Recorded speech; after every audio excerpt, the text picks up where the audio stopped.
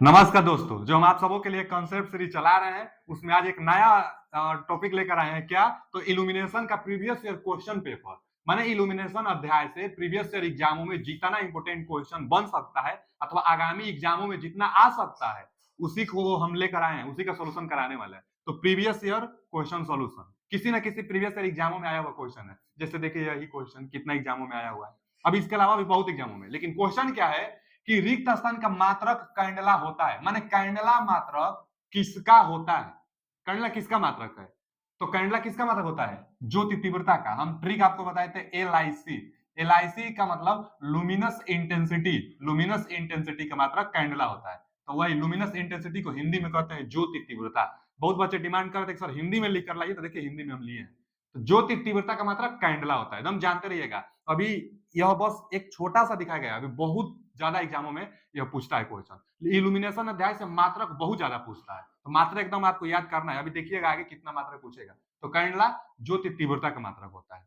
अगला क्वेश्चन है कि प्रदीपन। अच्छा देखिए हिंदी में ना थोड़ा मतलब जो भी कुछ इंग्लिश में पढ़ना टेक्निकल को आसान है, हम बताते तो हिंदी में है। हम भी बिहार से हैं, हम भी हिंदी मीडियम से ही पढ़ाई किए हैं, लेकिन इंग्लिश में टॉपिक जितना कुछ समझाना होता है सब हम हिंदी में समझाते हैं। हिंदी में समझ में आएगा, लिखा रहता है इंग्लिश में, लेकिन बहुत बच्चे बता रहे हैं कि हिंदी में भी लिख कर लाइए। तो ठीक है, हम हिंदी में भी लिख कर लाएंगे, जैसे क्वेश्चन हिंदी में लिखा हुआ है। अब प्रदीपन का मात्रा क्या है? तो प्रदीपन को हम लोग क्या कहते हैं? प्रदीपन को इल्यूमिनेशन कहते हैं। इल्यूमिनेशन। अभी स्टार्टिंग में आप देखोगे कि इल्यूमिनेशन के क्वेश्चन में प्रदीपन लिखा हुआ था, तो इल्यूमिनेशन कहते हैं। इल्यूमिनेशन, इल्यूमिनेशन को प्रदीपन। अच्छा, इसको ई से हम लोग डिनोट करते थे, और इसका मात्रक हम क्या बताए थे? पहले देखिए, कैंडल प्रति मीटर स्क्वायर ब्राइटनेस का मात्रक था, लुमिनेंस का मात्रक था कैंडल प्रति मीटर स्क्वायर। और यह स्टेरेडियन घन कोण का मात्रक था। और लुमेन किसका मात्रक था? तो इल्यूमिनेंस फ्लक्स का मात्रक लुमेन था। फ्लक्स का मात्रक लुमेन, इल्यूमिनेंस फ्लक्स का मात्रक लुमेन था। यही ऑप्शन बच गया, लक्स। हम बताए भी थे कि जो इल्यूमिनेशन होगा उसका मात्रक लक्स अथवा लुमेन प्रति मीटर स्क्वायर, लुमेन प्रति मीटर स्क्वायर। एक बात और जानिए, एक एग्जाम में पूछा था कि एक लक्स बराबर क्या होता है। तो एक जो लक्स होगा ना बाबू, एक लक्स बराबर एक लुमेन प्रति मीटर स्क्वायर, मतलब ये दोनों मात्रक इक्विवेलेंट होते हैं। लुमेन प्रति मीटर स्क्वायर और लक्स दोनों बराबर होते हैं। तो एक लक्स बराबर एक लुमेन प्रति मीटर स्क्वायर, और यह दोनों लुमेन प्रति मीटर स्क्वायर और लक्स दोनों का दोनों इल्यूमिनेंस का मात्रक होता है। अब ये तो हम बता ही दिए कि किसका किसका मात्रक होता है। मात्रक बहुत इंपॉर्टेंट है, आप देख सकते हैं कितना एग्जाम में पूछता है। आगे दिया है ना कि स्टेडियम लाइटनिंग में किस लैम्प का प्रयोग किया जाता है। देखिए जो स्टेडियम था, हम बताए थे कि स्टेडियम में जो प्रयोग होती है फ्लोटिंग लाइट का प्रयोग किया जाता है, मतलब हाई इंटेंसिटी डिस्चार्ज लैम्प। जो डिस्चार्ज उसमें होता है ना, बहुत ज्यादा इंटेंसिटी का होता है, हाई इंटेंसिटी डिस्चार्ज लैम्प। अब यह दिया है कि ताप दीप्त, ताप दीप्त को इनकैंडिसेंट लैम्प कहते हैं। तो ताप दीप्त तो यह 10 रुपए वाला बल्ब को कहते हैं, ये स्टेडियम में होता नहीं है। अच्छा, सोडियम वाष्प लैम्प, इसका जो इफिशियंसी होता है ना बाबू, 80 से 120 लूमेन प्रति वाट होता है। लुमेन प्रति वाट होता है 80 से 120। तो ठीक है कुछ, लेकिन स्टेडियम के लिए इतना पर्याप्त नहीं है। स्टेडियम के लिए तो फ्लोड लाइट, बहुत ज्यादा हाई इंटेंसिटी डिस्चार्ज का प्रयोग किया जाता है। अब यहाँ CFL का भी प्रयोग नहीं किया जाता है। अब यहाँ दिया है मेटल हाइलाइट, देखिए HID, यही तो हम बता रहे हैं कि high intensity discharge, high intensity discharge lamp का प्रयोग किया जाता है। तो यह स्टेडियम लाइटनिंग में मेटल हाइलाइट HID। और वैसे भी आप समझ सकते हैं कि यह तीन का जब प्रयोग नहीं होगा तो यही ऑप्शन बचा, तो डी ऑप्शन का प्रयोग करेंगे स्टेडियम लाइट में। तो स्टेडियम लाइट में हाई इंटेंसिटी डिस्चार्ज लैम्प का प्रयोग, जिसको फ्लोटिंग लाइट कहते हैं। आगे, सिनेमा प्रोजेक्टर में किस लैम्प का प्रयोग किया जाता है? Carbon arc lamp. Carbon arc lamp हम जब पढ़ा रहे थे तो बताया था कि बहुत ज्यादा इंपॉर्टेंट है। Carbon arc lamp cinema projector में प्रयोग किया जाता है। कार्बन आर्क लैम्प में दो इलेक्ट्रोड होते हैं, पॉजिटिव नेगेटिव, और उनके बीच में आर्क उत्पन्न करा के ये बनाई जाती है। इसकी जो एफिशिएंसी होती है कार्बन आर्क लैम्प की, वह 10 से 12 लूमेन प्रति वाट होता है। तब 12 लूमेन प्रति वाट इसका एफिशिएंसी होता है कार्बन आर्क लैम्प का। जानते रहिएगा कि सिनेमा प्रोजेक्टर में कार्बन आर्क लैम्प का प्रयोग किया जाता है। आगे, निम्नलिखित में से किस बल्ब का प्रारंभन समय, मतलब स्टार्टिंग समय सबसे कम होता है? स्टार्टिंग समय का मतलब ना, कौन सा है बल्ब जो स्टार्ट होने में सबसे कम समय लेता है? तो देखिए पहला मरकरी वाष्प लैंप, इसमें डिस्चार्ज होगा उसके बाद स्टार्ट होगा, स्टार्टर का प्रयोग होता था, यह थोड़ा टाइम लेता है। उद्दीप्त लैंप, उद्दीप्त को क्या कहते हैं? इनकैंडिसेंट लैंप कहते हैं। इनकैंडिसेंट, इनकैंडिसेंट लैंप कहते हैं। अब उद्दीप्त याद करना शायद दिक्कत हो, लेकिन आप इनकैंडिसेंट सुनते आए हैं, तो यह आसान होगा। अब आप अगर हिंदी में ही चाहते हैं तो देख लीजिए, उद्दीप्त लैंप को इनकैंडिसेंट लैंप कहते हैं। यही जो होता है बहुत कम समय में, जो 10 रुपए वाला बल्ब है ना, वही होता है इनकैंडिसेंट लैंप। टंगस्टन का इसका फिलामेंट होता है। यह भी क्वेश्चन पूछता है कि इनकैंडिसेंट लैंप का जो तंतु होगा किसका बना होगा, तो टंगस्टन का तंतु बना होता है। क्यों? क्योंकि जो टंगस्टन होता है उसका गलनांक ज्यादा होता है, 3480 गलनांक होता है। ऑपरेटिंग प्रिंसिपल 2280, कहीं कहीं 2480 देता है। तो उद्दीप्त इनकैंडिसेंट लैंप स्टार्टिंग आसानी से हो जाता है। अब यहाँ प्रदीप्त लैंप तो कोई नहीं होता है, प्रदीप्त इल्यूमिनेशन को कहते हैं, तो इल्यूमिनेशन लैंप नहीं होता है, ये होगा नहीं। सोडियम वाष्प लैंप स्टार्ट होने में 10 से 15 मिनट टाइम ले लेता है, 10 से 15 मिनट। अब मरकरी 5 मिनट तक ले लेता है स्टार्ट होने में, मरकरी वाष्प लैंप।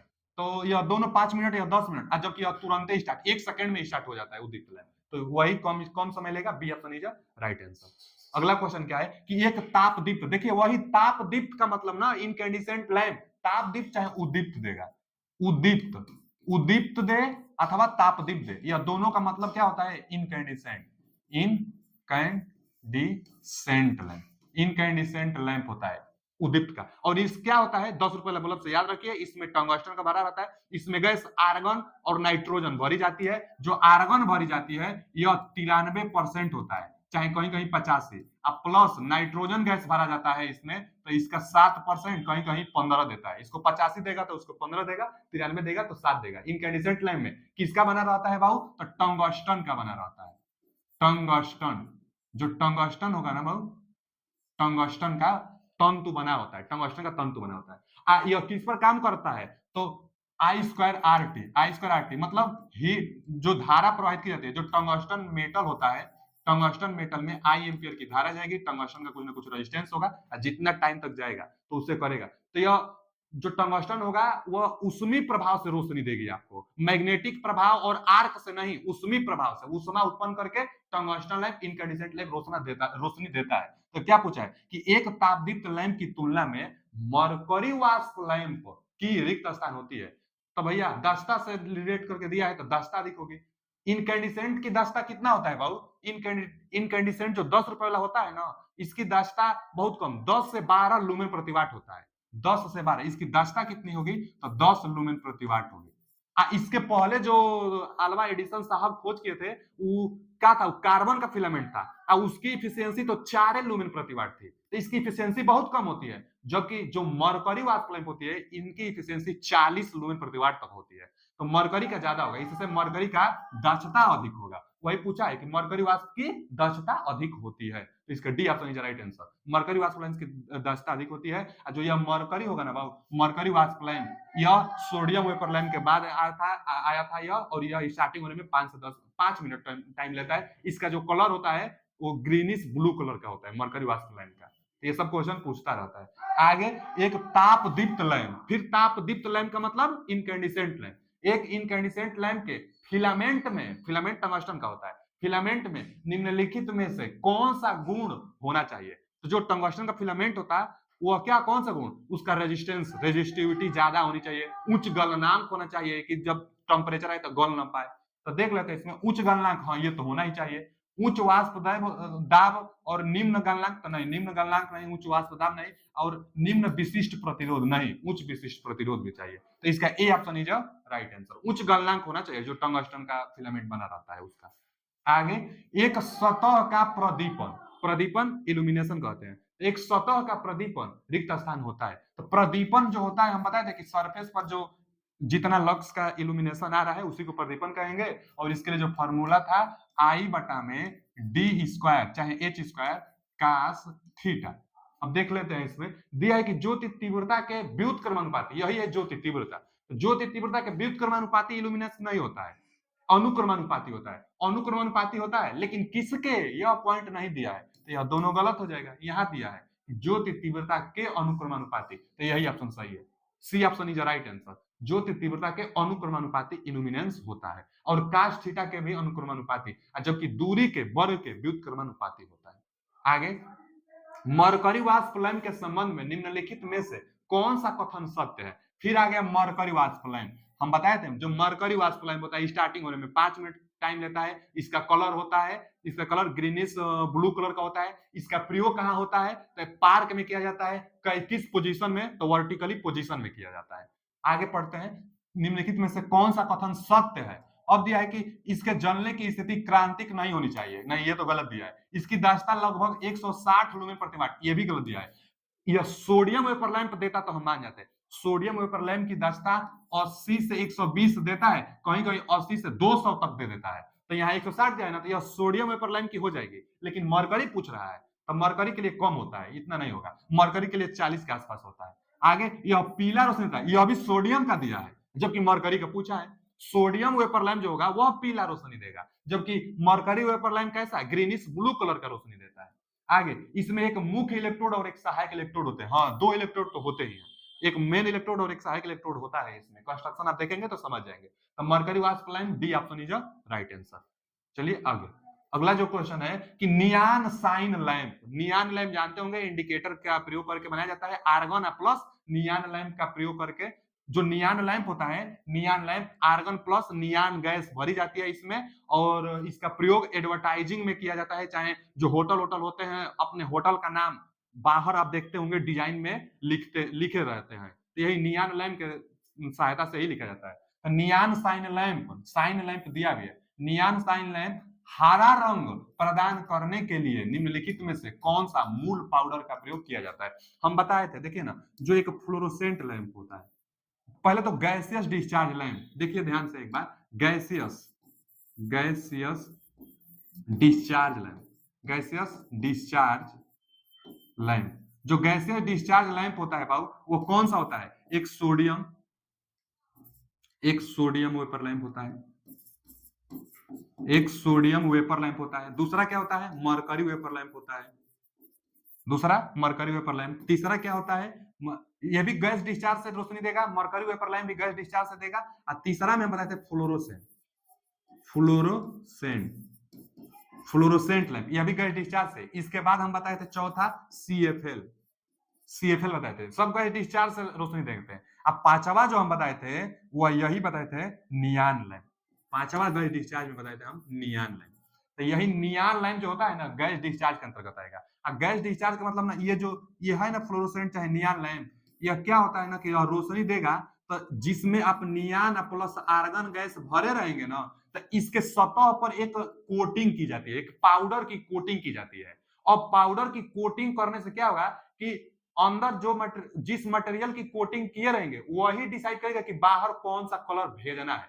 बाहर जो आएगा ना वह विजिबल रे आएगा, बाहर जो आएगा वह विजिबल रे बनकर आएगा, बाहर विजिबल रे, अंदर शायद अल्ट्रावायलेट भी बन जाए, अंदर अल्ट्रावायलेट मतलब न दिखाई देने वाली किरणें बन सकती है, लेकिन मेन यह कोटिंग पर निर्भर करेगा कि कोटिंग कैसा करेंगे तो रोशनी कैसा बाहर दिखाई देगी। अब वही पूछा है यहाँ पर कि मूल पाउडर का उपयोग किया जाता है, वो भी का हरा रंग प्रदान करने के लिए। माने पूछ रहा है कि हरा रंग प्रदान करने के लिए कौन सा कोटिंग इस्तेमाल करेंगे, तो भैया हो जिंक सिलिकेट का इस्तेमाल करते हैं। जो डी ऑप्शन है ना, जिंक सिलिकेट का कोटिंग कर देने से आपको बाहर हरा रंग का रोशनी मिलने लगेगा। अच्छा जी, जिंक और जैसे कैल्शियम टंगस्टेट का प्रयोग करेंगे ना तो नीला कलर का, जैसे देखिए आगे लिए हैं हम आपके लिए कैल्शियम टंगस्टेट का ब्लू, नीला कलर का, यह भी क्वेश्चन पूछ चुका है, बहुत इंपोर्टेंट है, यह भी बहुत इंपोर्टेंट है। कैल्शियम टंगस्टेट नीला कलर का, और यही पूछा था जिंक सिलिकेट ग्रीन कलर का, यह भी इंपोर्टेंट है। जिंक सिलिकेट का आप कोटिंग करेंगे तो ग्रीन कलर का रोशनी बाहर आपको मिलेगा। और पिंक कलर वाला भी पूछता है, जैसे ये कैल्शियम बोरेट पिंक कलर, ये तीन तो आपको एकदम जानना है। कैल्शियम बोरेट पिंक कलर का देता है, जिंक सिलिकेट ग्रीन कलर का देता है, और कैल्शियम टंगस्टेट ब्लू कलर का देता है। आप समझ गए होंगे कोटिंग से। अगला क्वेश्चन क्या है, अगला क्वेश्चन है कि 60 वाट बल्ब प्रकाश आमतौर पर 900 लूमेन उत्पन्न करता है, 900 लूमेन, फ्लक्स का मान दिया है 900 लूमेन उत्पन्न करता है। ज्योति दक्षता का गणना करिए। दक्षता बराबर इफिशियंसी बराबर क्या बताए थे, फ्लक्स बटा में पावर, जो इनपुट पावर होगी वो, तो फ्लक्स बटा में पावर, मान भर दीजिए। टोटल लूमेन कितना दिया है, 900।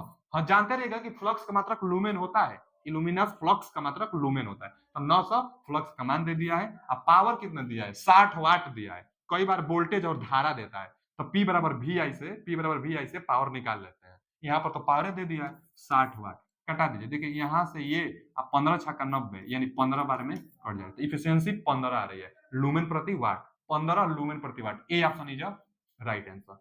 15 लूमेन प्रति वाट इसका होगा। अब जानते रहेगा कि लैंप की इफिशियंसी 5/10 यानी लूमेन प्रति वाट में डिनोट की जाती है। निकाल लिए तो 15 आया। ए ऑप्शन इज राइट आंसर।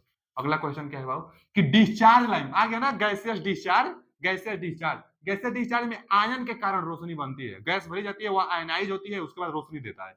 तो गैसियस डिस्चार्ज लैंप में नीले रंग का प्रकाश उत्पन्न करने के लिए किस पदार्थ का उपयोग किया जाता है? आ ही गया नीला कलर का। जैसे आप देखिए ना, यहाँ क्या था, यही तो हम बताए थे। देखिए नीला कलर का आपको चाहिए तो कैल्शियम टंगस्टेट का प्रयोग करेंगे। अब यही क्वेश्चन पूछा है कि नीले रंग का, तो calcium tungstate. A option is right answer. Calcium tungstate, calcium tungstate जो होगा नीले रंग का प्रकाश प्रदान करता है। जो बाहर से कोटिंग करेंगे कैल्शियम टंगस्टेट का, तो नीले रंग का। तो ए ऑप्शन इज राइट आंसर। देखिए यहां भी लिखा है कैल्शियम टंगस्टेट नीला रंग का, एकदम बहुत इंपोर्टेंट है। हिंदी में यहाँ पर हम ला दिए आपके लिए। तो कैल्शियम टंगस्टेट नीले रंग का। हरा रंग वाला बहुत ज्यादा पूछता है, तो जिंक सिलिकेट हरा, एक ये गुलाबी कैल्शियम बोरेट जो होता है गुलाबी कलर का, बहुत ज्यादा इंपोर्टेंट है तीनों का तीनों। चलिए आगे चलते हैं आगे। और हम बता दें आपको कि रीजनिंग की क्लासेस भी चलाई जा रही है, तो आप रीजनिंग क्लासेस देख सकते हैं। और आगे भी जो देखिए बीएसपीसीएल को टारगेट करते हुए हम लोग एकदम आपके लिए जितना बेस्ट हो सकता है करेंगे। और अभी आगे के लिए सोच रहे हैं कि क्या किया जाए, कुछ काम भी हो रहा है, आगे हम बताएंगे भी। लास्ट टाइम में आपके लिए अच्छा अच्छा मैराथन भी लेकर आएंगे। लेकिन आप तब तक क्या करिए कि जितना हम पढ़ा रहे हैं पढ़ते रहिए, पीछे से भी रिवीजन करते रहिए। बहुत कुछ हम पढ़ा दिए हैं, तो उसको पीछे से भी लिखते रहिए, रिवीजन करते रहिए। एक बार पढ़ लिए रहेंगे तो दोबारा टाइम थोड़ा लगता है पढ़ने में। दोबारा तो स्पीड भी उसमें आता है, ऑप्शन स्पीड ज्यादा करिए और जल्दी जल्दी आप एक बार रिवीजन करते रहिए, रिवीजन करते रहिए, लिखते रहिए। और रीजनिंग का भी क्लासेस प्रीवियस ईयर का अगर रीजनिंग क्वेश्चन लगा लेंगे तो इतना तो हो जाएगा कि रीजनिंग अब आएगा आगे एग्जाम में तो आप बना लेंगे। क्यों? क्योंकि कॉन्सेप्ट तो वही ना होगा, कॉन्सेप्ट वही होगा। अब जितना सेट एग्जाम हुआ है, चाहे 15 सेट होगा, शायद 15-18 सेट, जितना भी सेट है, सब सेट का रीजनिंग का जो प्रीवियस ईयर एग्जाम में आया हुआ क्वेश्चन है सब कराया जाएगा आपको। उसके बाद कंप्यूटर है तो कंप्यूटर भी कराया जाएगा, हिंदी है हिंदी भी कराया जाएगा। बस अच्छा टीचर और समय का इंतजार किया जा रहा है। जैसे जैसे टाइम मिलता रहेगा वैसे वैसे आपके लिए बेहतर किया जाएगा। टेक्निकल का वेटेज ज्यादा है, इसलिए टेक्निकल को बहुत ज्यादा ध्यान दिया जा रहा है। उसके बाद कंप्यूटर का वेटेज ज्यादा है, तो कंप्यूटर को भी पढ़ाया जाएगा। और सिलेक्शन लेना है आपको तो कंप्यूटर प्लस ये टेक्निकल जो इलेक्ट्रीशियन का सब्जेक्ट है, दम तैयार दम करना ही है। आप लगे रहिए, रीजनिंग भी पढ़ते रहिए, उसका कॉन्सेप्ट आप सीखते रहिए। चलिए आगे चलते हैं। आगे क्या है कि टंगस्टन फिलामेंट लैंप को अक्री गैस से भरने से किसमें मदद मिलती है? हम बताए थे ना कि जो 10 रुपए वाला बल्ब होता है उसमें फिलामेंट होता है टंगस्टन का। कांच बाहर से आवरण होता है, इसमें गैस भर जाती है। कौन कौन गैस भर जाती है? Argon plus nitrogen gas. तो आर्गन एक अक्री गैस है, तो पूछता भी क्वेश्चन है।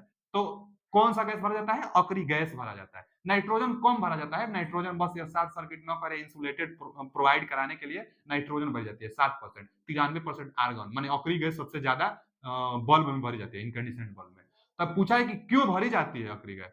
क्योंकि ऑक्सीडेशन ना हो पाए। जैसे मान लीजिए कि आप सप्लाई दे रहे हैं इसमें, तो यह हीट बनाता है अंदर। जब हीट अंदर बनेगा तो ऑक्सीडेशन ना हो सके। अब गैस भी है, यहाँ मेटल भी है, टंगस्टन मेटल भी है और गैस भी है, तो ऑक्सीकरण अभिक्रिया आपस में न करने लगे उष्मा पाकर, तो अभिक्रिया न करे, इसलिए अक्रिय गैस भर देते हैं। अक्रिय गैस किसी से अभिक्रिया नहीं करता है। अब नाइट्रोजन गैस है तो अभिक्रिया करने लगेगी ना मेटल से, तो अभिक्रिया न करे तो अक्रिय गैस का प्रयोग किया जाता है सबसे ज्यादा, क्योंकि ऑक्सीडेशन न हो सके, क्यों रिएक्शन न हो सके। तो यहाँ दिया है कि फिलामेंट की लंबाई में कमी करने के लिए, तो गलत दिया है।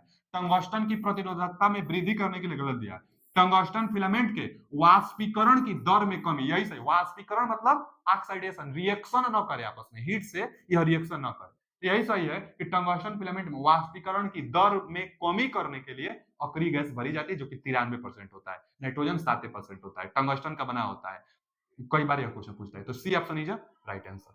अगला क्वेश्चन क्या है कि देखिए प्रदीप्ति ट्यूब में कौन सा वैद्युत प्रवाह होता है?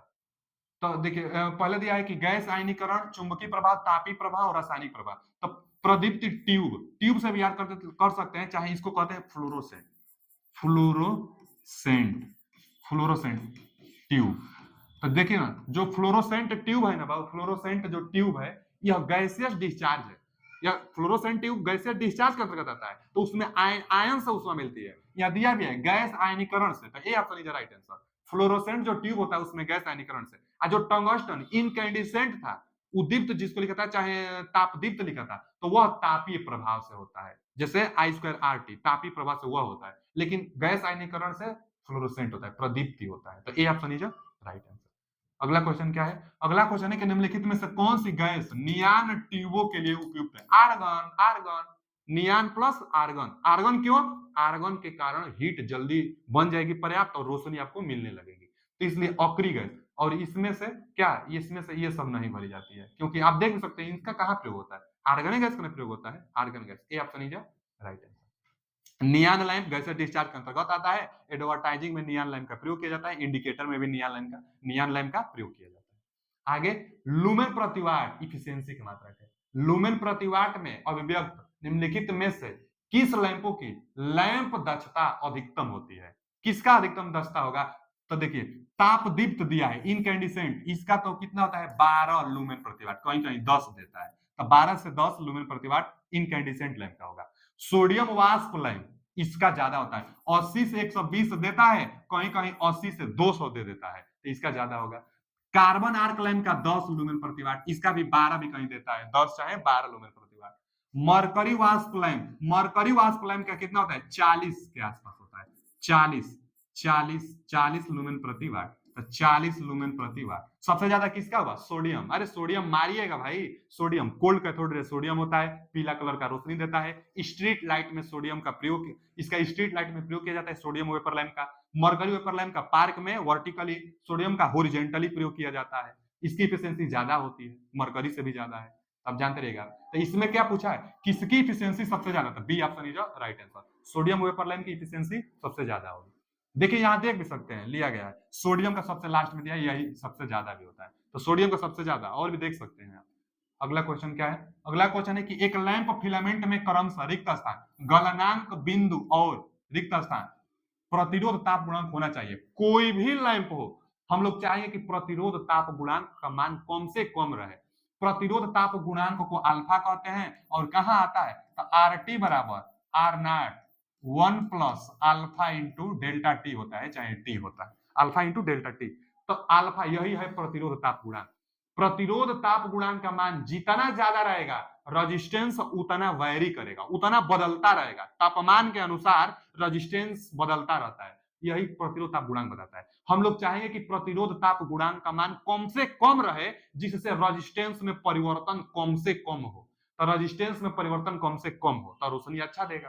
तो वही दिया कि प्रतिरोध ताप गुणांक होना चाहिए, प्रतिरोध ताप गुणांक कम से कम होना चाहिए, तो प्रतिरोध ताप गुणांक कम होना चाहिए, लेकिन गलनांक तो उच्च होना चाहिए, तो C option is right answer. उच्च गलनांक होना चाहिए, प्रतिरोध ताप गुणांक कम होना चाहिए, कि यह वेरिएबल रेजिस्टेंस कम बने, नहीं तो वोल्टेज में गड़बड़ी करेगा वो, तो C option is right answer. अगला क्वेश्चन क्या है कि निम्नलिखित में क्या उच्च वोल्टता प्राप्त करने और साथ ही प्रदीप्तिशील लैंप में धारा को सीमित करने के लिए मदद करते हैं? चोक करते हैं।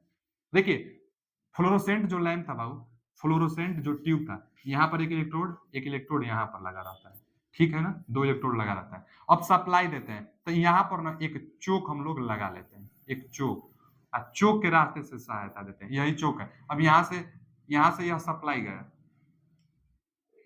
यहाँ से इसमें सप्लाई गया, और यहाँ से ना फिर यह स्टार्टर से, बाइमेटेलिक स्टार्टर होता है, स्टार्टर से अटैच होता है, यह यहाँ से, और यह फिर यहाँ से सप्लाई से, प्लस माइनस सप्लाई देते हैं। तो यह चोक एक लगा रहता है, एक स्टार्टर लगा रहता है फ्लोरोसेंट लैंप में। पहले तो बात ये देखिए कि जो चोक होता है ट्यूब के साथ सीरीज में कनेक्टेड होता है, चोक है ट्यूब के साथ सीरीज में कनेक्टेड होता है। चोक का काम है स्टार्टिंग में वोल्टेज बढ़ाना है, ट्रांसफार्मर, स्टेप अप ट्रांसफार्मर की तरह बिहेव करता है, और करंट को भी कंट्रोल करता है, बाद में वोल्टेज को कम करने लगता है, करंट को कंट्रोल करता है। तो करंट को कंट्रोल करना और वोल्टेज को बढ़ाना, तो इसमें दिया भी है वही बात कि उच्च वोल्टेज प्राप्त करने और साथ ही धारा को सीमित करने, तो धारा को भी सीमित और वोल्टेज को भी चोक काम करता है, इसलिए C option is right answer. Choke, choke बहुत इंपॉर्टेंट चोक है, सीरीज में जुड़ा रहता है। स्टार्टर इसको स्टार्ट कराना काम होता है, कंस्ट्रक्शन में इसका वर्किंग हम अच्छा से बताए थे। अगला क्वेश्चन क्या है कि निम्नलिखित में से किस प्रकार के लैंप को चालू होने के बाद पूर्ण चमक प्राप्त करने में समय लगता है? सोडियम को, सोडियम वेपर लैंप चालू किया जाता है तो 10 से 15 मिनट टाइम लगता है, तो चालू होने में समय लगता है, तो सोडियम वाष्प लैंप, ए ऑप्शन 10 से 15 मिनट। जबकि इनकैंडिसेंट 1 सेकंड में स्टार्ट हो जाता है, 10 रुपए वाला यही बल्ब है, इनकैंडिसेंट लैंप जल्दी स्टार्ट होता है। नियान लैंप भी जल्दी स्टार्ट होता है। हाँ, नियान लैंप के बारे में एक और बात जानिए कि जो नियान लैंप होता है, इसकी लंबाई पर इसका वोल्टेज निर्भर करेगा। 1 मीटर लंबा ट्यूब के लिए नियॉन लैंप एडवर्टाइजिंग में प्रयोग करेंगे ना, कुछ भी आप नाम लिखिए, फलाना होटल, ये होटल, ये होटल, चाहे एडवर्टाइजिंग ये नाम, दुकान के आगे जो नाम लिखते हैं, इसी नियॉन लैंप से डिजाइन में अपना नाम लिखते हैं। तो जो ट्यूब की लंबाई होगी 1 मीटर के लिए 1000 वोल्ट तक आवश्यकता हो जाती है। 1 मीटर ट्यूब लेंगे नियॉन लैंप का तो 1000 वोल्ट, तो लंबाई पर वोल्टेज निर्भर करता है इसका। और आगे स्टार्ट हालांकि जल्दी होता है, फिर आगे दिया है प्रदीप्तिशील लैंप, ये प्रदीप्तिशील लैंप नहीं होता है। तो इसमें एक ही ऑप्शन बचा ना, यही सोडियम ऑक्साइड 10 से 15 मिनट, सबसे ज्यादा यही समय लेता है। इसमें वही पूछा भी था कि स्टार्टिंग टाइम कौन लेगा, तो ए option is the right answer. अगला क्वेश्चन क्या है? अगला क्वेश्चन है कि विज्ञापन और सजावट, विज्ञापन और सजावट के लिए लैंप की बात करें तो नियॉन लैंप, विज्ञापन और सजावट के लिए सबसे उपयुक्त लैंप कौन से है? Neon tube lamp. Neon lamp कभी से चर्चा इसी की हम कर रहे हैं। आगे क्या है कि नियॉन साइन लैंप, फिर आ गया नियॉन साइन लैंप में कैडमियम बोरेट द्वारा किस प्रकार के रंग का प्रदान किया जाता है? कैडमियम बोरेट पिंक कलर का, तीने तो है बचा, बहुत इंपोर्टेंट, बहुत इंपोर्टेंट। पिंक कलर का देगा, गुलाबी यहां दिया है, पिंक कलर का मतलब गुलाबी, C option is right answer. देखिए ना कैडमियम बोरेट दिया है, यहाँ आप देख सकते हैं तीन बहुत ज्यादा, एक हरा वाला बहुत ज्यादा पूछता है, जिंक सिलिकेट, जिंक सिलिकेट हरा वाला बहुत ज्यादा, उसके बाद एक नीला वाला पूछता है, नीला वाला कैल्शियम टंगस्टेड नीला, एक पिंक वाला नहीं दिया है, ठीक है हम यहाँ लिख देते हैं पीला, पीला बोरेट। देखिए यहाँ पे कौन सा होगा, तो यहाँ पर कैडमियम बोरेट वाला पीला, कैडमियम बोरेट लिख देते हैं, कैडमियम, कैडमियम बोरेट, जो कैडमियम बोरेट होगी बाबू वह पीला कलर का देगा। यह तीन बहुत ज्यादा इंपोर्टेंट है, एकदम जानते रहिएगा। आगे अगला क्वेश्चन चलते हैं। अगला है कि एक कैंडला पावर, एक कैंडला पावर स्रोत के द्वारा एक निश्चित दिशा में उत्सर्जित प्रकाश की मात्रा, अरे लाइट इंटेंसिटी कहलाती है। हम बताए तो थे आपको कि किसी प्रकाश सोर्स द्वारा एक निश्चित दिशा में, एक निश्चित कोणीय वेग में उत्सर्जित प्रकाश की मात्रा लुमिनस इंटेंसिटी कहलाती है, प्रकाश की तीव्रता कहलाती है। वही तो है परिभाषा, एक निश्चित दिशा में उत्सर्जित प्रकाश की मात्रा, तो ज्योति तीव्रता कहते हैं। B option is right answer. जो ज्योति तीव्रता होता है आई, इसका फार्मूला क्या था? पाई बटा में डब्ल्यू, डब्ल्यू क्या है? ओमेगा, घन कोण। घन कोण का मतलब कोई लाइट सोर्स है, एक निश्चित एंगल में, एक निश्चित एंगल में जो रोशनी निकल रही है, इसी को ना ओमेगा कहते हैं। एक निश्चित एंगल में जो रोशनी निकल रही है, एक निश्चित दिशा में निकलने वाली रोशनी लाइट इंटेंसिटी कहलाती है, और इसका मात्रक कैंडला होता है। कई बार पूछता है, तो कैंडला इसका मात्रक होता है। B option is right answer. आगे क्या है? कार्यकारी तल पर पहुंच रहे कुल लूमेन, कार्यकारी सतह मतलब जो हमारा सरफेस है ना, सरफेस पर पहुंच रहे, देखिए वही दिया है कार्यकारी सतह। यहां अगर सरफेस है तो कार्यकारी तल पर पहुंच रहे कुल लूमेन, कुल लूमेन चाहे जितना भी फ्लक्स आए, कुल लूमेन का लैंप द्वारा दिए गए कुल लूमेन से अनुपात क्या कहलाता है? तो उपयोगिता गुणांक कहलाएगा, जितना पहुंच रहा है, अब बटा में उत्सर्जित कुल फ्लक्स, तो उपयोगिता गुणांक कहलाता है। यूटिलाइजेशन फैक्टर, यूटिलाइजेशन फैक्टर बराबर कार्यकारी, कार्यकारी सतह, सतह कार्यकारी सतह पर, कार्यकारी सतह पर आने वाली कुल लूमेन, आने वाली कुल लूमेन चाहे कुल फ्लक्स, लुमिनस फ्लक्स, कार्यकारी सतह पर आने वाली कुल लक्स चाहे लुमिनस फ्लक्स, कुल जितना फ्लक्स आ रहा है, तो कुल लक्स हम लिख दे रहे हैं। अब बाटा में, बाटा में बाबू सोर्स द्वारा टोटल उत्सर्जित इमिटेड फ्लक्स, जितना टोटल उत्सर्जित हो रहा है, इमिटेड फ्लक्स चाहे लक्स, चलिए लक्स लिख दे रहे हैं, टोटल जितना लक्स उत्पन्न कर रहा है, जितना हमारे सरफेस पर पड़ रहा है, यूटिलाइजेशन फैक्टर को डिनोट करेगा। तो इसका ए ऑप्शन इज राइट आंसर। वही पूछा भी था, फैक्टर भी हम सब पढ़ाए हैं, इसका मान 1 से कम होता है, तो फैक्टर भी जाकर आप थ्योरी में पढ़ सकते हैं। आगे निम्नलिखित में से किस स्थान पर अधिकतम प्रदीप्ति लक्स की आवश्यकता होती है? यह भी बताए थे, और हम बताए थे कि एक दो क्वेश्चन इससे भी पूछता है। तो जहां पर सूक्ष्म कार्य वाली बात होगी वहां लक्स ज्यादा चाहिए, जहां पढ़ने उड़ने की बात है वहां 60 से 100 लूमेन चाहिए। अब एकदम छोटा कार्य है जैसे पार्क और वहां लाइट और कम चाहिए, तो कम रहेगा तो हो जाएगा। तो वही पूछा है कि अधिकतम प्रतिदीप्त लक्स कहाँ आवश्यकता होगी, तो कॉरिडोर मतलब गलियारा में बहुत ज्यादा रोशनी की जरूरत नहीं पड़ेगी, सीढ़ी जो होता है वहां भी बहुत ज्यादा रोशनी की जरूरत नहीं पड़ेगा, रसोई घर में भी बहुत ज्यादा रोशनी नहीं।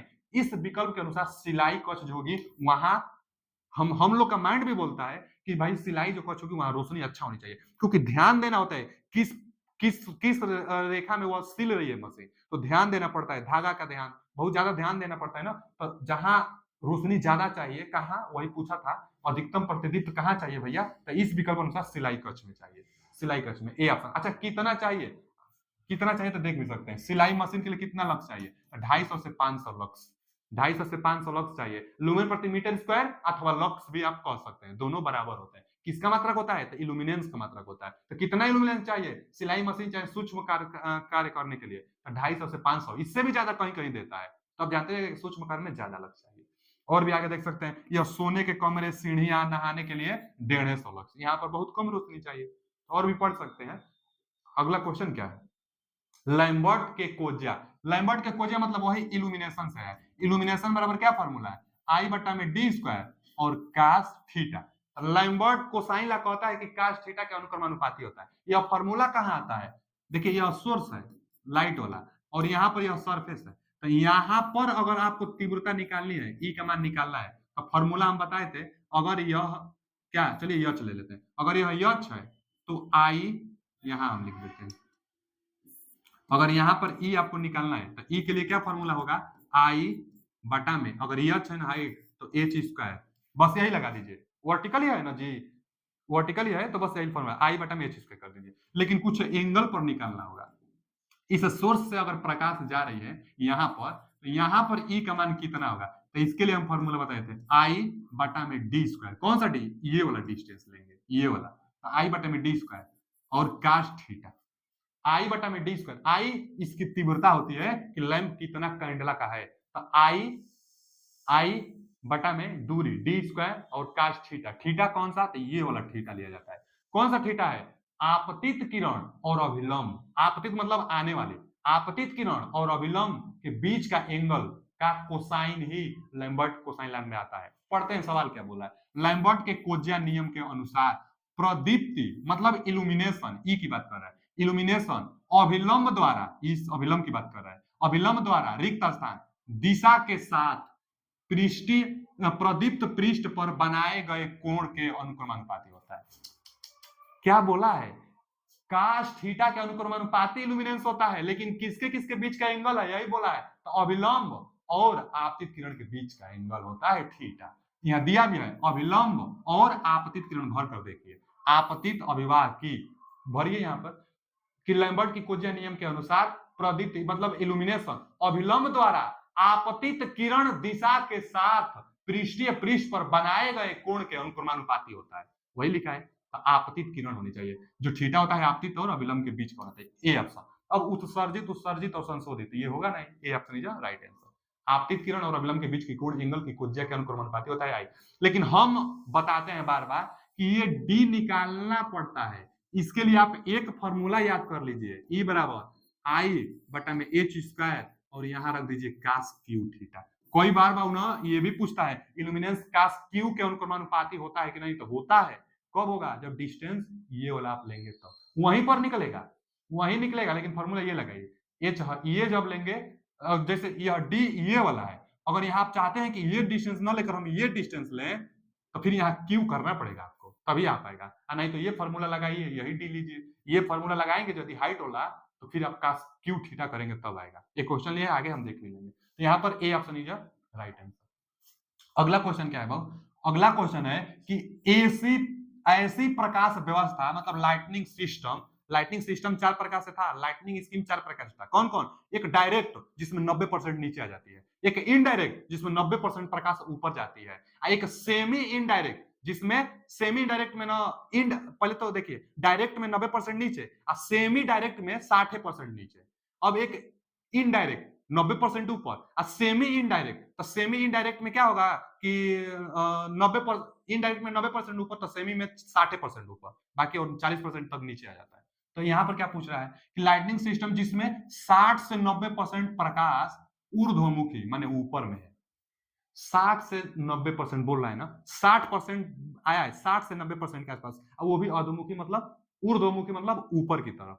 तो 60% ऊपर, तो इनडायरेक्ट तो होगा ही, 60 मतलब ऊपर में जा रहा है ना, इसलिए इनडायरेक्ट। तो 60% ऊपर तो इनडायरेक्ट होगा। लेकिन और 10% मतलब 10 से 40% अधोमुखी मतलब नीचे की दिशा में है, तो उसको किसके अंतर्गत बांटेंगे? तो बस सेमी इनडायरेक्ट। सेमी इनडायरेक्ट क्या है भैया? देखिए जो स्कीम होता है, देखिए क्योंकि क्वेश्चन यहां से बना है तो और भी बन सकता है। क्या है? Lightning scheme, lighting scheme. जो लाइटिंग स्कीम होगी यह 4 प्रकार से होती है। एक डायरेक्ट होती है, जो डायरेक्ट होती है इसमें 90% सरफेस पर आनी चाहिए। 90% लाइट सरफेस पर डायरेक्ट में, जैसे जो बल्ब नीचे आप टांग दीजिए, बल्ब आप टांग देंगे, जैसे यहां पर भी एक बल्ब लगाया गया है, नीचे लाइट 90% आ रहा है, यह डायरेक्ट है, डायरेक्ट लाइन नीचे दे रही है, डायरेक्ट लाइट नीचे दे रही है। और दूसरा एक इनडायरेक्ट होता है। अब इनडायरेक्ट में क्या होगा, जो इनडायरेक्ट लाइटिंग व्यवस्था होगी 90% ऊपर जाएगी, 90% ऊपर। अब बल्ब ऊपर में आप लगा देंगे तो 90% लाइट ऊपर जाएगी, तो इनडायरेक्ट। ज्यादा लाइट ऊपर जा रही है तो इनडायरेक्ट, और ज्यादा लाइट नीचे आ रहा है तो डायरेक्ट। अब एक इसी का सेमी होगा, तीसरा जो होगा सेमी डायरेक्ट। सेमी डायरेक्ट, तो सेमी डायरेक्ट में क्या होगा भाव, यह डायरेक्ट है 90% नीचे, तो सेमी में ना बस 60% नीचे आता है, 60% नीचे आता है। सेमी डायरेक्ट में 60% नीचे आएगा। एक और होगा, उसको हम लोग क्या कहेंगे, सेमी इनडायरेक्ट। जैसे डायरेक्ट इनडायरेक्ट है ना, वही वाला सेमी इनडायरेक्ट। तो सेमी इनडायरेक्ट में 90% ऊपर, तो अब 60% ऊपर जाएगा। यही तो बोला है इस क्वेश्चन में कि 60% ऊर्ध्वमुखी ऊपर में है, तो सेमी इनडायरेक्ट। 60% ऊपर जा रहा है तो सेमी इनडायरेक्ट होगा। आप समझ सकते हैं रोशनी से कि कितना रोशनी ऊपर जा रहा है और कितना रोशनी नीचे आ रहा है, तो डायरेक्ट और इनडायरेक्ट सब समझ जाएंगे। आगे क्या है कि विद्युत डिस्चार्ज लैंप में प्रकाश ऊर्जा का उत्पादन के कारण होता है।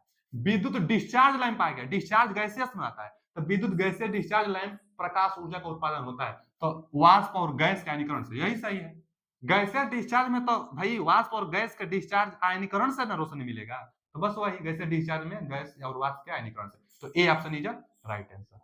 अगला क्वेश्चन क्या है कि दृश्य स्पेक्ट्रम की परास होगी। दृश्य मतलब विजिबल स्पेक्ट्रम, मतलब विजिबल रे, विजिबल जो प्रकाश होगी उसकी परास क्या होती है। तो हम बताए थे कि जो लाइट होता है इलेक्ट्रोमैग्नेटिक वेव होता है, जिसकी तरंग दैर्घ्य 3800 एंगस्ट्रॉम से 7800 एंगस्ट्रॉम के मध्य होता है।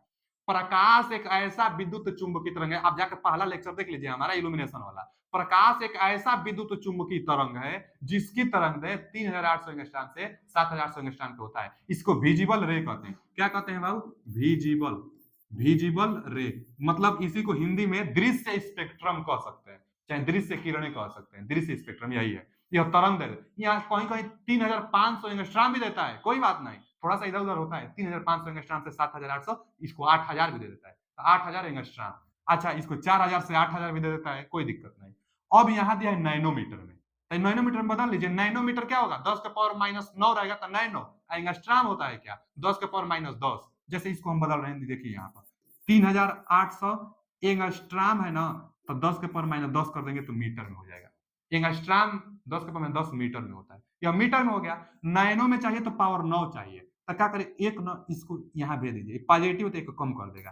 380, 2 जीरो है ना, एक जीरो भेजिए तो वहां पर एक जीरो कम हो जाएगा, 9 मीटर हो जाएगा। चाहे चाहे यहाँ से एक जीरो नीचे भेजिए, एक एक जीरो नीचे भेजेंगे, चाहे 10 से ऊपर नीचे गुणा करिए, कोई भी ऑप्शन है। बस यहाँ पर 9 करना है, तो एक नीचे भेजेंगे तो घटा देगा इसको। अच्छा, इसी एक को उसमें भेज देंगे तो घटा कर 9 कर देगा। यही तो है नैनो। 10 के पावर -9 नैनोमीटर कहलाता है। 10 के पावर -9 क्या होता है, नैनो में होता है, तो वही हो जाएगा 380 नैनोमीटर। 10 के पावर -9 नैनो देता है, तो 380 नैनोमीटर, 380 नैनोमीटर। 7800 से 7400 थोड़ा बहुत इधर उधर होता है, तो सी ऑप्शन। दृश्य स्पेक्ट्रम 3800 नैनोमीटर में पूछता है, यहाँ तो एंगस्ट्रॉम में लिखा है, तो एंगस्ट्रॉम में भी पूछ सकता है, कई बार नैनोमीटर पूछता है, तो ध्यान दीजिएगा, एक जीरो बस कम कर देना है। 3800 नैनोमीटर से 7400, 7800, 7500, जितना भी दे नैनोमीटर। और किस रंग का तरंग दैर्घ्य ज्यादा, तो रेड कलर का। सबसे कम किसका, बैगनी कलर का, विजिबल में। जो विजिबल होता है विबग्योर, विबग्योर को कहते हैं। क्वेश्चन ये सब पूछता है, किसी न किसी एग्जाम में पूछता है। तो विबग्योर जो होगा ना, विबग्योर, रेड कलर का तरंग दैर्घ्य सबसे ज्यादा, बैगनी का तरंग दैर्घ्य सबसे कम। और जो ग्रीन कलर होगा, यह मतलब देखने में संवेदनशील सबसे ज्यादा होगी। तो संवेदनशील 5500 एंगस्ट्रॉम इसका होता है, और यह देखने के लिए, आंखों के लिए अच्छा है, ग्रीन, सेंसिटिविटी इसकी अच्छी होती है। अगला क्वेश्चन क्या है कि निम्न में से कौन सा लैंप एक वर्णीय क्रोमोनेटिक मतलब एक वर्णीय, तो एक वर्णीय प्रकाश देता है। एक वर्णीय प्रकाश कौन देता है, तो सोडियम वाष्प लैंप, क्योंकि अब बस पीला जलेगा, पीला ही देगा। इसमें जहां रंगों का मतलब महत्व तो नहीं दिया जाता है ना, बस केवल रोशनी चाहिए, वहां सोडियम वाष्प लैंप का प्रयोग किया जाता है। और सोडियम वाष्प लैंप एक वर्णीय बहुत ज्यादा इंपोर्टेंट है। जेई एग्जाम में तो कई बार यह क्वेश्चन पूछा हुआ है। तो एकवर्णीय प्रकाश देता है सोडियम वाष्प लैंप देता है। अब आगे देखिए ना, ये GLS लैंप दिया है। GLS लैंप जो होता है ना बाबू, जर्नल लाइटनिंग सर्विस, अच्छा जर्नल लाइटनिंग सरफेस, यही देता है इसका फुल फॉर्म। GLS को ही इनकैंडिसेंट लैंप कहते हैं। इनकैंडिसेंट लैंप का मतलब जो 10 रुपए वाला बल्ब था ना, वही इनकैंडिसेंट, इनकैंडिसेंट, इनकैंडिसेंट लैंप कहते हैं। इनकैंडिसेंट लैंप GLS लैंप को ही कहते हैं। 10 रुपए वाला पे टंगस्टन वाला है। तो इसमें क्या होता है ना कि एकवर्णीय यह भी दे देता है, एकवर्णीय भी देता है, लेकिन जब दोनों दिया रहेगा तो सोडियम को हम मारेंगे। सोडियम नहीं दिया रहता तब इनकैंडिसेंट को हम लगाते हैं। यह भी एक कलर का ही प्रकाश देता है। और स्ट्रोबोस्कोपिक दोष के लिए जाना जाता है। स्ट्रोबोस्कोपिक दोष इसमें नहीं होता है।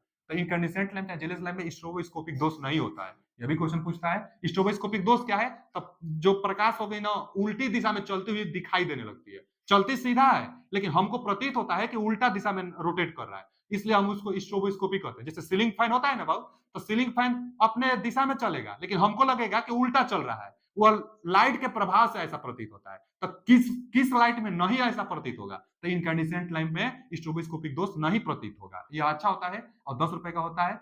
बस इफिशियंसी इसका कम होता है। और सोडियम एकवर्णीय लाइट होता है। तो ए ऑप्शन इज राइट आंसर। अगला क्वेश्चन क्या है कि सोडियम लैंप का प्रयोग होता है। जो सोडियम लैंप होगा कहाँ? रास्तों के लिए, स्ट्रीट लाइट के लिए सोडियम लैंप का, और पार्क के लिए मरकरी वेपर लैंप, और सोडियम वेपर लैंप स्ट्रीट लाइटों के लिए पीला कलर का रोशनी देगा, इफिशियंसी ज्यादा होता है इसका। तो B option is right answer. आगे साधारण पठन पाठन जो कार्यक्रम है उसके लिए 60 से 100 लुमेन प्रति मीटर स्क्वायर ही चाहिए। तो B option is right answer. साधारण पठन पाठन के लिए कितना चाहिए? तो 60 से 100। और 500 सिलाई मशीन के लिए था। तो B option is right answer. अगला क्वेश्चन क्या है? फ्लोरोसेंट ट्यूब परिपथ चोक जुड़ा होता है। फ्लोरोसेंट में चोक सीरीज में जुड़ा रहेगा। भैया हम बताए थे कि जो चोक होगा, देखिए फ्लोरोसेंट ट्यूब है, ठीक, यह फ्लोरोसेंट ट्यूब है। यहाँ पर इलेक्ट्रोड होगा ना, और यहाँ से क्या होगा? यहाँ स्टार्टर होगा, और यहाँ से इस वाले में, और यहाँ से ये सप्लाई जाता है, प्लस माइनस सप्लाई देते हैं। यही चोक है। यह क्या है? यह चोक है। चोक ट्यूब के साथ सीरीज में जुड़ा हुआ है। स्टार्टर भी जुड़ा हुआ है। स्टार्टर स्टार्ट कराता है, स्टार्टिंग टाइम में इसी से धर जाती है, बाद में यह ओपन हो जाता है। तो फिर जो करंट जाएगी इसी में जो गैसेस भरी रहती हैं, मरकरी और आर्गन गैस, इसी से फिर रोशनी आपको मिलेगी, इसी से करंट फिर प्रवाहित होने लगती है। तो यह क्या करता है? धारा को भी कंट्रोल कर लेता है, वोल्टेज को भी स्टार्टिंग में बढ़ाता है, बाद में वोल्टेज को भी ड्रॉप से यह बचाता है। तो मतलब करंट को कंट्रोल करेगा, स्टार्टिंग में वोल्टेज भी देगा, स्टार्टिंग में वोल्टेज भी देगा। तो वही चोक जुड़ा होता है लैंप के साथ सीरीज में, लैंप के साथ सीरीज में चोक जुड़ा होता है। ए ऑप्शन इज राइट आंसर। अगला क्वेश्चन क्या है कि निम्न में से किस प्रकार का लैंप डीसी सप्लाई पर काम करता है? आर्क लैंप भैया, आर्क लैंप को डीसी सप्लाई चाहिए, और यह आर्क के द्वारा उत्पन्न होता है। तो आर्क लैंप में क्या पढ़े थे हम लोग? कार्बन आर्क लैंप, जिसका प्रयोग सिनेमा प्रोजेक्टर में किया जाता है। आगे लैंप की दक्षता लुमेन प्रति वाट, बार बार ये तो देख रहे हैं, लैंप की दक्षता लुमेन प्रति वाट में दर्शाई जाती है। मात्रक वेरी वेरी इंपॉर्टेंट, लैंप की दक्षता लुमेन प्रति वाट में। आगे प्रदीपन इंजीनियरिंग में परावर्तक कारक मतलब रिफ्लेक्शन को किस कारक परिभाषित किया जाता है? अच्छा, रिफ्लेक्शन फैक्टर को, तो देखिए ना, रिफ्लेक्शन फैक्टर पहले होता क्या है? तो किसी भी सतह पर आने वाली प्रकाश को आपतित कहते हैं, आपतित, तो आपतित किरण, और जाने वाली को क्या कहते हैं? परावर्तित, परावर्तित, परावर्तित किरण, परावर्तित किरण। अब यहाँ पर आने वाली प्रकाश है और फिर जाने वाली है, तो यहाँ पर रिफ्लेक्टेड फैक्टर बनता है, रिफ्लेक्टेड फैक्टर बनता है। तो क्या होगा रिफ्लेक्टेड फैक्टर बराबर परावर्तित किरण बटा में आपतित किरण। परावर्तित, परावर्तित, परावर्तित, परावर्तित किरण बटा में आपतित किरण, आपतित किरण, परावर्तित बटा में आपतित, इसी को रिफ्लेक्टेड फैक्टर कहते हैं, परावर्तित फैक्टर कहते हैं। तो किससे परिभाषित करेंगे, माने कौन सा सही होगा? रिफ्लेक्टेड फैक्टर के लिए कौन सही होगा? अपवर्तित, अपवर्तित तो आएगा नहीं, आपतित और परावर्तित, अवशोषित भी नहीं आएगा। परावर्तित प्रकाश और अवशोषित नहीं आएगा, परावर्तित प्रकाश और आपतित, तो यही सही है, डी ऑप्शन। परावर्तित और आपतित का रेशियो रिफ्लेक्टेड फैक्टर कहलाता है। तो D option is right answer. Factor के लिए जाकर थ्योरी में आप अच्छा से पढ़ सकते हैं। आगे निम्नलिखित में से कौन सा लैंप कम दबाव निर्वहन करता है? देखिए ना, कम दबाव कौन सा लैंप? हम बताए थे कि जो मरकरी वेपर लैंप होती है, mercury vapour lamp, mercury vapour lamp, जो मरकरी वेपर लैंप होता है दो प्रकार से होगा, एक हाई प्रेशर और एक लो प्रेशर। तो जो लो प्रेशर आता है यही fluorescent, fluorescent, fluorescent lamp, low pressure fluorescent lamp होता है और high pressure mercury vapour lamp को हम लोग पढ़ाते हैं। तो आगे mercury bayonet lamp, mercury argon tungsten lamp, mercury argon lamp, fluorescent. Fluorescent क्यों? क्योंकि कौन दाब पूछा है, लो प्रेशर पूछा है, लो pressure fluorescent lamp, fluorescent lamp low pressure, D option is right answer, low pressure fluorescent lamp. आगे इल्यूमिनेंस फ्लक्स, इल्यूमिनस फ्लक्स, इल्यूमिनस फ्लक्स की इकाई, भैया इल्यूमिनस फ्लक्स की इकाई लक्स नहीं होगी, इल्यूमिनस फ्लक्स की इकाई लक्स नहीं होगी तो क्या होगा, लूमेन होगा, इल्यूमिनस फ्लक्स की मात्रा लूमेन होगा। सीमेंस तो कंडक्टेंस का होता है, सीमेंस कंडक्टेंस का होता है तो यह तो होगा नहीं। आगे लूमेन तो यही फ्लक्स का होता है, लूमेन फ्लक्स का होता है। अच्छा लुमिनस दक्षता तो खुद एक वस्तु है, इसका मात्रक होता है लुमेन प्रति वाट। फिर लाइट विसरण तो ये भी नहीं है, यह तो डिफ्यूजर से पूछा है तो ये भी नहीं होगा, लुमेन होगा, लुमिनस फ्लक्स का मात्रक लुमेन होता है, आप जानते रहिएगा। आगे अगला क्वेश्चन है कि 30 अंश के कोण पर झुकी हुई सतह किरणों की ओर 100 कैंडेला के पावर लैंप से 5 मीटर दूरी रखी है। अच्छा 30 अंश के कोण पर झुकी हुई, यहाँ पर एक सोर्स है और इससे 30 अंश, यहाँ तो यह लंबवत हो जाएगा और 30 अंश के कोण पर इसको दे रहा है, यह तो लंबवत हो जाएगा। 30 अंश के कोण पर झुकी हुई, देखिए ना 30 अंश के कोण पर झुकी हुई एक सतह किरणों की ओर से 100 कैंडेला के पावर लैंप से 5 मीटर की दूरी पर रखी है। यहाँ पर 100 कैंडेला पावर, लैंप की दक्षता कितना दिया है, कैंडेला पावर, लैंप की जो दक्षता दिया है वह 100 कैंडेला पावर दिया है, 100 कैंडेला पावर 5 मीटर की दूरी पर रखी है, 5 मीटर की दूरी पर, ये वाला डिस्टेंस दिया है, यही वाला डिस्टेंस दिया है, 5 मीटर की दूरी पर रखी है। प्रदीप्त की औसत तीव्रता बताइए। अगर ओरिजिनल देखा जाए ना तो ये नहीं, इस सवाल का जो डायग्राम बनेगा जो बोल रहा है वो तो बताइए। 30 अंश के कोण पर झुकी हुई सतह, लैंप तो फिक्स है, जो लैंप है वह लैंप तो फिक्स है, सतह 30 अंश पर झुकी हुई है, यानी इससे 30 अंश पर सतह झुकी हुई है, तो कहां से, ऐसे बनाइए, ऐसे बनाइए 30 अंश के एंगल पर, अगर वर्टिकल देखा जाए तो यहाँ से 30 अंश के सतह पर झुकी हुई है, तो यहाँ से यह बनेगी नहीं, जब आप इसको लंबवत अगर बनाएंगे, यहाँ से लंबवत और यहाँ से इस पर 90 अंश का जब एंगल बनाएंगे तो लंबवत, अब यहाँ से ये आपसे पूछा है कितना इल्यूमिनेंस होगा, तो यही दिया है 5 मीटर, 30 अंश के एंगल पर यहाँ से पूछा था ना, तो 30 अंश एंगल वाला आप यहाँ से रखकर इल्यूमिनेंस यहाँ पर बताएंगे, तो 30 अंश का एंगल और इल्यूमिनेंस तो एक ही फॉर्मूला है, बार बार हम बताए थे कि आप डायग्राम वग्राम कुछ मत ध्यान दीजिए, एक फॉर्मूला याद कर लीजिए, इल्यूमिनेशन के लिए एक फॉर्मूला आप याद कर लीजिए, कौन सा फॉर्मूला, तो ई बराबर आई बटा में, ई बराबर आई बटा में एच स्क्वायर हम बताए हैं, कास क्यू थीटा हम बताए, आई बटा में एच स्क्वायर कास क्यू थीटा, कोई भी सवाल आए बस इससे आप बनाइए बन जाएगा, कोई भी सवाल आए, देखिए इल्यूमिनेशन वाला कैसा भी सवाल है इस पे बनाइए, जो दिया है रख दीजिए, आई का मान दिया है ना 100 कैंडेला पावर तो 100 रख दीजिए, एच का मान दिया है ना 5 मीटर तो 5 रख दीजिए, कुछ मत सोचिए तुरंत यह फॉर्मूला लिखकर लगा दीजिए, 1 मिनट में सवाल बना लेंगे आप। एच का मान 5 मीटर तो 5 का वर्ग करना है तो यहाँ पर 25 गुणे कास क्यू थीटा है, तो थीटा भी दिया है 30 अंश के एंगल पर, 30 अंश के एंगल पर, तो कास 30, कास 30 का मान कितना होता है ये तो मालूम होना चाहिए, जो साइन 30 का मान 1/2 लेकिन कास 30 का मान कौड़े 3/2, कास 30 का मान कौड़े 3/2, इसका क्यू घात करना है आपको, इसका क्या करना है 3 घात, बस एकदम जवाब लग जाएगा। यहाँ पर 25 चौक का 100 होगा, यहाँ हल कर देते हैं, 25 चौक का 100 4 होगा और यहाँ पर कितना आएगा बाबू, कौड़ी 3 का 3 घात है तो कितना आएगा, पहले तो एक 3 निकलेगा और उसके बाद कौड़ी 3 बचेगा, यानी 3 कौड़ी 3 आएगा, अब बटा में कितना है 8 आएगा, यहाँ से 4 दूना के 8 आएगा। अब कौन सा है देखिए, यहाँ यहाँ यहाँ लगा दें, चलिए ऊपर हम कर लेते हैं थोड़ा सा, क्या आएगा, तो यहाँ देखिए 3, ये तो 4 दूनी का 8 दूर बच गया है तो 3 है उस कर्ण 3 का मान 1.732, 732 अब बटा में क्या है 2 है, 3 से गुणा करिए, यही करिए 7 तेरी का 21, 7 तेरी का 21 का एक हाथ में लगा 2 और फिर 3 एकम 3 2 5 बटा में 2, 2 से भाग दीजिए तो 2 दूना के 4 दशमलव बढ़ा, 2 दूना के 4 एक बचा है ना जी, तो 2 5 2.5 के आसपास आ रहा है, इल्यूमिनेंस है तो लक्स 2.5 लक्स के आसपास, इसमें देख लेंगे 2.5 है, एक 2.4 है, देखिए 2.5 ज्यादा इसलिए आया कि हम एक ही अंक लेकर और हल कर दिए, यहाँ पर हम क्या किए, एक ही अंक 3 से इसमें गुणा करिए है 7 3 21 और ले लिया है, अगर पूरा लेगा तो और थोड़ा सा कम आएगा, 2.3 के आसपास आता है तो 2.32 के करीब है, तो B option is right answer, इसका कौन सा ऑप्शन होगा भाई, B option. B option 2 lux होगा इसका। 2.3 देता तो वही मारते, लेकिन 2.3 नहीं दिया है। अच्छा ज्यादा तो आप कभी मार नहीं सकते, 2.8 तो ज्यादा हो गया ना, ज्यादा थोड़े आएगा। 2.5 आया, 2.5 से थोड़ा सा कम आएगा, क्योंकि हम पॉइंट कम लेकर हल किए हैं इसको। आप पॉइंट थोड़ा बढ़ाएंगे तो और 2.4 2.3 के आसपास आएगा। तो 2.3 के आसपास नहीं है तो 2 लगाएंगे, ज्यादा वाला कभी नहीं लगाएंगे, 2.8 कभी नहीं लगाएंगे। तो इसका B option is right answer. Solution छोटा सा है, आप देख लीजिएगा आगे। पार्क जैसे खुले स्थानों पर और वर्टिकली रूप से प्रयोग किया जाता है। पार्क में और वर्टिकली रूप, तो मरकरी वेपर लैंप है। मरकरी वेपर लैंप, मरकरी देखिए यहां पर दिया है, ए option is right answer. Mercury vapour lamp park में और ऊर्ध्वाधर रूप से। हॉरिजॉन्टल रूप से किसका प्रयोग करेंगे? हॉरिजॉन्टल रूप से सोडियम वेपर लैंप का। यहाँ पर ए वर्टिकली पूछा था इसलिए मरकरी वेपर लैंप। अगला क्वेश्चन क्या है? एक उच्च दाब मरकरी वेपर आई गए। मरकरी कहां प्रयोग करेंगे? मरकरी पार्क में और वर्टिकली प्रयोग करते हैं। और इसकी जो इफिशियंसी होगी है 40 लुमेन प्रति वाट के आसपास, 40 से 45 यही होता है।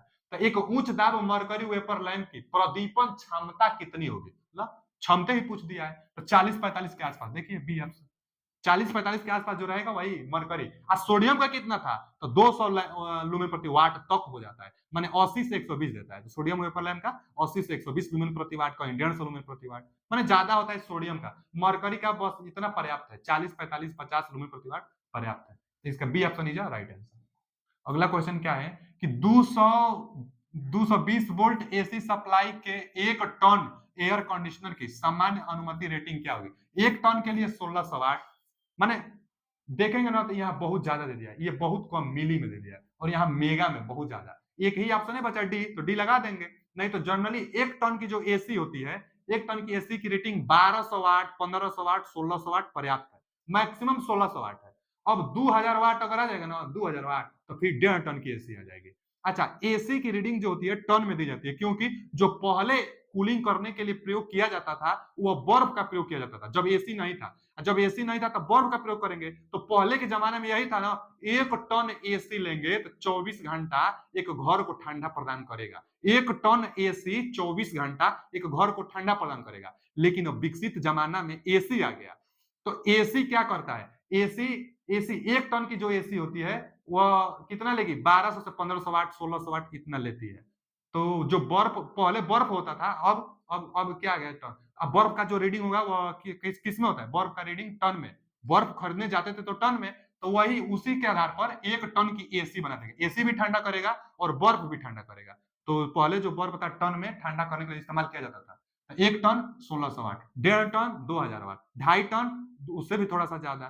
तो यहाँ पर 1 टन ज्यादा पूछता है, सब बिहार का टीजी2 एग्जाम में आया हुआ है। तो 1 टन की AC 1600 watt, D option is right answer. आगे, एक compact fluorescent lamp CFL, CFL का फुल फॉर्म है, का औसत कार्यकाल कितना होता है? सीएफएल का 8000 घंटा भाव, सीएफएल का 8000 घंटा, एलईडी का सबसे ज्यादा 15000 घंटा से 50000 घंटा। अलग अलग एलईडी लैंपों के अनुसार उसकी क्षमता डिजाइन की गई है। तो कितना घंटा तक सीएफएल दम जलेगा ही जलेगा। वारंटी गारंटी कितना घंटा तक लेते हैं? तो 8000 घंटा तक लेते हैं सीएफएल का। और भी देख लीजिए एक दो क्वेश्चन का, जैसे तापदीप जो 10 रुपए वाला बल्ब होता है, गारंटी लेते हैं कि भैया 1000 घंटा चलेगा। 1000 घंटा उसकी जीवन काल होती है। सीएफएल का देखिए 8000 घंटा। और एलईडी का देखिए, एलईडी का 15000 घंटा से लगाई 50000 घंटा तक होता है। 50000 घंटा तक एलईडी लैंप का उसका क्षमता होता है। फ्लोरोसेंट लैंप का भी 5000 घंटा है। तो देख लीजिए इसमें से रीडिंग एक दो पूछता भी रहता है। आगे, किस लैंप का कलर कलर रेंडिंग इंडेक्स मतलब सीआरआई सर्वोत्तम होता है? सीआरआई किसका सर्वोत्तम होगा भाई? तो सीआरआई इनकैंडिसेंट लैंप का सर्वोत्तम होता है। जो इनकैंडिसेंट लैंप होता है वह सर्वोत्तम होता है। फिर दिया है कि प्रतिदीप्त लैंप, फ्लोरोसेंट का इनकैंडिसेंट नहीं नहीं। मरकरी में तो आप कोई भी, अच्छा सीआरआई का मतलब ये होता है ना कि अगर आप कोई कपड़ा पहने हैं, उस रोशनी के पास जाएंगे ना तो रात में कपड़ा आपको अच्छी लगेगी, लेकिन दिन में वही फीका लग जाता है। जो सनलाइट होता है इसका सीआरआई 100% होता है। सनलाइट का जो सीआरआई होगा, सीआरआई कितना होता है? 100%। मतलब सनलाइट में जो कलर है वही कलर आपको दिखेगा। जबकि जो दूसरा सोडियम वेपर लैंप उसकी सीआरआई बहुत खराब होती है। जो सोडियम वेपर लैंप है ना, sodium vapour sodium vapour lamp है, इसकी जो सीआरआई होती है वह 35 से 40% होता है, बहुत कम होता है। सोडियम वेपर लैंप का, तो अब सोडियम वेपर लैंप के सामने जाएंगे तो जो आपका कपड़ा होगा रात में दूसरा कलर का दिखेगा और दिन में दूसरा कलर का दिखेगा, क्योंकि दिन में सनलाइट आ जाएगी तो सनलाइट की सियराई अच्छा होती है तो अच्छा कलर दिखेगा आपको। तो किसका अच्छा होगा वही सियराई, सनलाइट तो यहाँ दिया नहीं है, सनलाइट का सबसे ज्यादा 100%, बाकी इनकैंडिसेंट लैंप का होता है 98%। इसका सीआरआई अच्छा होता है, 10 रुपए वाला बल्ब जो इनकैंडिसेंट लैंप है। तो किसका सीआरआई अच्छा होगा, तो ए ऑप्शन। अब इसका सीआरआई कम होता है, एलईडी का भी उतना अच्छा नहीं होता है। और फिर यहाँ उच्च दाब सोडियम वेपर, तो सोडियम का तो सबसे खराब होता है, सोडियम ऑक्साइड का सबसे खराब। तो यहाँ पर ए ऑप्शन इज राइट है। अगला क्वेश्चन क्या है कि सीएफएल किसके समान सिद्धांत पर काम करता है। सीएफएल, सीएफएल गैस डिस्चार्ज तो हाइलोजन लैंप, ठीक है। इनकैंडिसेंट तो उष्मा प्रवाही से, फिर सोलर लैंप, टंगस्टन लैंप नहीं, हाइलोजन लैंप के अनुसार सीएफएल भी, जो हाइलोजन होता है यह भी गैस से डिस्चार्ज है, और उसके बाद जो सीएफएल होता है यह भी गैस से डिस्चार्ज है। तो किसके सिद्धांत पर काम करता है भैया, तो हाइलोजन लैंप के सिद्धांत पर काम करता है, ठीक है। अगला क्वेश्चन क्या है, अगला क्वेश्चन है कि 0 वाट के लैंप की विद्युत खपत होती है। देखिए जो 0 वाट का लैंप होता है ना, कहने के लिए 0 वाट था, क्योंकि जो पहले जो मेजर करने वाला वाट मीटर था वो कम वाट मेजर नहीं कर पाता था, क्योंकि उसमें रोटेटिंग डिस्क होता था। तो जो वाट मीटर पहले की थी वो बहुत कम रीडिंग को पढ़ ही नहीं पाता था। तो जो छोटा कम वाट का था वाट में 0 वाट वाला जो बल्ब, तो पहले कहते थे कि भैया 0 वाट की है, 0 वाट की है, लेकिन रियल में वह वाटेज देता है कितना, लगभग 5 से 6 वाट लेता है। जो 0 वाट की बल्ब है 5 से 6 नहीं, 5 से 10 लिख लीजिए, 5 से 10 वाट तक वह रीडिंग लेता है। 5 से 10 वाट तक रीडिंग 0 वाट का बल्ब लेता है, लेकिन पहले जो वाट मीटर था वह माप नहीं पाता था, इसलिए कहते थे कि 0 वाट का बल्ब है, 0 वाट का बल्ब है। लेकिन आज तो ऐसा ऐसा वाट मीटर आ गया है कि आप 1 वाट का भी अगर मेजर करेंगे तो वह मेजर करके बता देता है। तो वही है कि 0 वाट का लैंप की विद्युत खपत कितना होगी भैया, तो लगभग 5 से 7 वाट। अगर 5 से 10 वाट देता तो फिर उसको भी हम लोग मेजर करते हैं, ठीक है। आगे अगला है क्वेश्चन कि एक नियान ट्यूब के प्रचालन के लिए आवश्यक वोल्टता निर्भर करते हैं तो उसकी लंबाई पर। यह तो क्वेश्चन हम बताए थे कि जो नियान लैंप होती है, नियान लैंप का जो ट्यूब लंबाई होगी ना उस पर वोल्टेज निर्भर करता है। 1 मीटर नियान लैंप की ट्यूब के लिए लगभग में कितना वोल्टेज, तो 1000 वोल्ट तक सप्लाई की जरूरत पड़ती है। तो इसका ए ऑप्शन इज राइट आंसर। अब जो इल्यूमिनेशन अध्याय है इसका लगभग हम 50 से ज्यादा क्वेश्चन करा दिए हैं। इसी में से क्वेश्चन बार बार आपको देखने को मिलेगा, चाहे रिपीटेड। आप खुद क्वेश्चन भी लगाइए और थ्योरी पढ़िए, लिखते रहिए, पढ़ते रहिए। वीडियो कैसा लगा कमेंट करके बताइए। इसका PDF Telegram channel Maurya technical 25 में चला जाएगा। थैंक यू, धन्यवाद।